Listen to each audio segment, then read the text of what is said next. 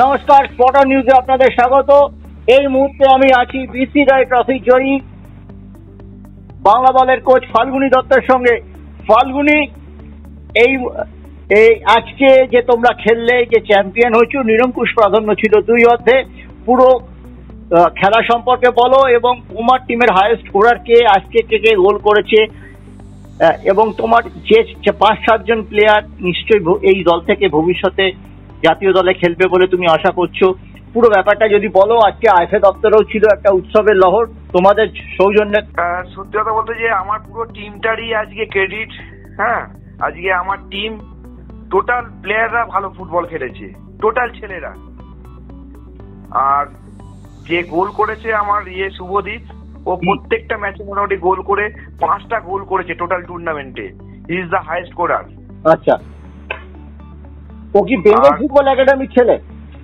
হ্যাঁ, বেঙ্গল ফুটবল একাডেমির ছেলে। নেতাজি ইন্ডোর স্টেডিয়ামে একটা অনুষ্ঠান ছিল, তোমাদের সাফল্যে সন্তোষ প্রকাশ করেছে। সেখানে অজিত দাও ছিলেন আইএফএ সভাপতি হিসেবে। হ্যাঁ, আর মন্ত্রীও খুব খুশি, তোমাদের জানিয়ে রাখি। আচ্ছা আচ্ছা, সত্যি কথা বলতে এটা আমাদের প্রত্যেকটা ছেলের স্বপ্ন ছিল। হ্যাঁ, তারা স্বপ্ন দেখে এসছে যে আমরা বাংলাকে চ্যাম্পিয়ন করার জন্য আসছি, আর সেই কথাটা তারা রেখেছে। আর এটা সত্যি কথা বলতে যে অ্যাজ এ কোচ হিসাবে প্রথম আমার অ্যাপিয়ার, এটা আমার চ্যালেঞ্জ ছিল যে বাংলাকে আমি একটা ট্রফি দিই, আর সেইটা দিতে পেরে প্রচন্ড আমি খুশি। 7 দিনের ট্রায়াল, তারপর 6 দিনের প্র্যাকটিস সেশন নির্বাচিত দলকে নিয়ে, তারপরে এই সাফল্য, টানা 5টা ম্যাচে জয়। রসায়নটা কি, নেপথ্য কারণটা কি? এই 6 দিনই ছেলেরা যেভাবে পরিশ্রম করেছে। আর সত্যি কথা বলতে আমি যে প্ল্যান দিয়েছি ছেলেদের, এই প্ল্যান গুলো ওরা মাঠে সাকসেস করেছে। এটা হচ্ছে মেন রসায়ন। এর পাশাপাশি নারায়ণপুরের পরিকাঠামো মহারাজ নিজে প্রাইজ তুলে দিয়েছেন তোমাদের হাতে, দেখা যাচ্ছে। এই যে পুরো যে রামকৃষ্ণ মিশনের পরিকাঠামোটা নিয়ে তুমি কি বলবে? এক কথায় অসাধারণ, অসাধারণ পরিকাঠামো। এখানে যে পরিকাঠামোটা মহারাজ করেছেন, হ্যাঁ, সারা ভারতবর্ষ এসে দেখা উচিত কি রকম পরিকাঠামো হওয়া দরকার। তোমার এখানে ইন্ডিভিজুয়াল প্রাইজ বাংলার কে কে পেয়েছে? কোনো প্রাইজ ছিল কি? সত্যি কথা বলতে কোনো প্রাইজ ছিল না, অনলি ফর ট্রফি, আর তাছাড়া কোনো ইয়েই দেয়নি ইন্ডিভিজুয়াল। এটা মানে এটা কতটা শকিং যে এজ গ্রুপ টুর্নামেন্টে ইন্ডিভিজুয়াল ট্রফি থাকলে কি প্লেয়াররা আরো উৎসাহিত হতো না? একদমই, এটা সত্যি শকিং যে একটা ছেলে এতগুলো গোল করছে, সে একটা হাই স্কোরারের যদি প্রাইজ পেত, সে আরো বেশি মোটিভেশন পেত। একটা ডিফেন্ডার যে ভালো খেলেছে, সে যদি বেস্ট ডিফেন্ডার পেত, তাহলে পরে সে পরবর্তী জীবনেতে।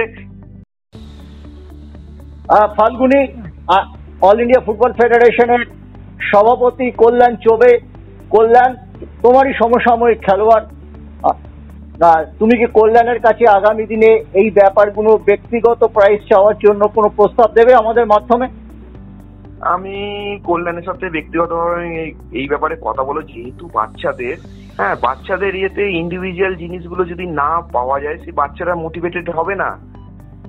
এটা আমি নিশ্চয়ই কল্যাণের সাথে আমি কথা বলবো যে ও একজন ভালো প্লেয়ার ছিল, আমার সাথে খেলেছে, ইন্ডিয়া খেলেছে। হ্যাঁ, যেহেতু ও খেলোয়াড়, সেহেতু ও ব্যাপারটা বুঝতে পারবে আশা করি।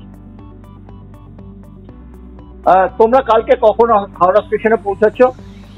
শিডিউল টাইম আছে ট্রেনের 8:30, রাত্রি 8:30। হ্যালো হ্যালো, রাত্রি 8:30। রাত্রি 8:30। কোন ট্রেন এটা? দুরন্ত। আচ্ছা, ঠিক আছে, অনেক ধন্যবাদ। আমরা আশা করব এই যে 12 বছরের খরা কাটিয়ে যারা আসবে, তাদের হাওড়া স্টেশনে বরণ করে নিতে ফুটবল প্রেমী এবং কলকাতা ক্লাবগুলোর প্রতিনিধিরা নিশ্চয়ই থাকবে। আরেকটা জিনিস আমি বলছি, এই টিমের মধ্যে যারা যারা খেলেছে প্রত্যেকে সো ট্যালেন্টেড। তারা যদি সত্যি তারা নিজেরা মেনটেন করে, আগামী দিনেতে ভারতবর্ষ ভালো ভালো প্লেয়ার উপহার পাবে। হ্যাঁ, এই মেনটেন করার ব্যাপারটাই হয় যে এরা তো হতদরিদ্র পরিবার থেকেই আসে, অধিকাংশ সময় বিপিএল পরিবারে হয়। তারা কিছুটা খেলার পরে ফোকাসটা হারিয়ে ফেলে, কিংবা injury part and parcel of the football, তারা এই ইনজুরির গুরুত্বটা বোঝে না, সেটাকে পরিচর্যা করে না, যার ফলে অনেক তরুণ প্রতিভা হারিয়ে যায়। তুমি এই ব্যাচটার জন্য আইএফের কাছে তোমার পরিকল্পনাটা ঠিক কি? আমায় বলেছেন সেক্রেটারি সাহেব যে আমার সাথে বসে আলোচনা করবে, কারা কারা ট্যালেন্ট, তাদের রক্ষণাবেক্ষণের দায়িত্ব মোটামুটি ওনারা ভাবনা চিন্তা করেছেন। ঠিক আছে, কিভাবে করবে সেটা উনি পরে বলবেন, কিন্তু ওনারা চিন্তা ভাবনার মধ্যে রেখেছে। আমাকে বলেছে ফাল্গুনি কোন কোন ছেলেরা ভালো, কোন কোন ছেলেদের ভবিষ্যৎ আছে, তাদের আমরা একটা ব্যাপারে চিন্তা ভাবনা করছি। সেটা আমি গিয়ে আমি বলবো কারা কারা আছে, কারা কারাদের রাখলে পরে ভবিষ্যতে আরো বেটার ফুটবল খেলবে, আর ভারতবর্ষে কেউ কিছু ভালো বাঙালি উপহার দিতে পারবে, বাঙালি প্লেয়ার। ফাল্গুনি, আর একটা প্রশ্ন ছিল যে তোমাদের সাপোর্ট স্টাফ যারা ছিল, কমল ছিল, ম্যানেজার রবি রাউত ছিল, প্রত্যেকেই দারুণ তোমরা করেছো, বন্ডিং এর কাজ করেছো, কিন্তু পাশাপাশি আগামী 15ই আগস্ট থেকে 18ই আগস্ট এই রোববার বাংলা জুড়ে খেপ চলবে, এবং এই ছেলেগুলো আজকে যারা ভালো খেলেছে ফেসবুকের মাধ্যমে, সামাজিক যোগাযোগ মাধ্যমে এদের নাম বাজারে কিছুটা ছড়িয়ে পড়বে, কিন্তু খেপে যাতে না খেলে, খেপ যাতে না খেলে, তুমি কি তার জন্য ওদের আলাদা করে নির্দেশ দিয়েছো বা অনুরোধ করেছো বা বুঝিয়েছো ব্যাপারটা? হ্যাঁ, তোমায় বলছি যে তুমি যে ব্যাপারটা বলেছো, তাদের আমি সমস্ত কিছু শেষ হয়ে যাবার ট্রফি সামনে রেখে আমি বসে ক্লাস করেছি তাদের সাথে, সব কটা ছেলের সাথে। হ্যাঁ, যদি স্বপ্ন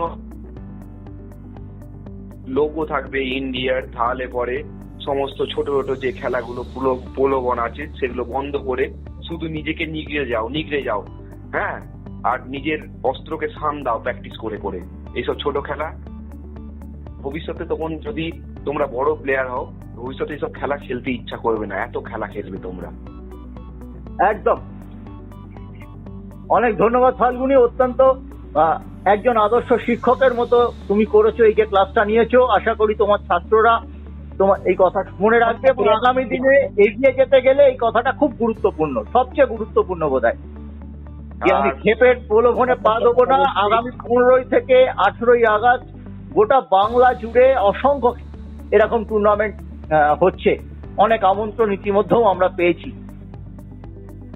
আর সত্যি কথা বলতে আমার ছেলেদের ওপর আমার বিশ্বাস রয়েছে, তারা প্রচন্ড ওবিডিয়েন্ট, তারা আমার কথা শুনবে।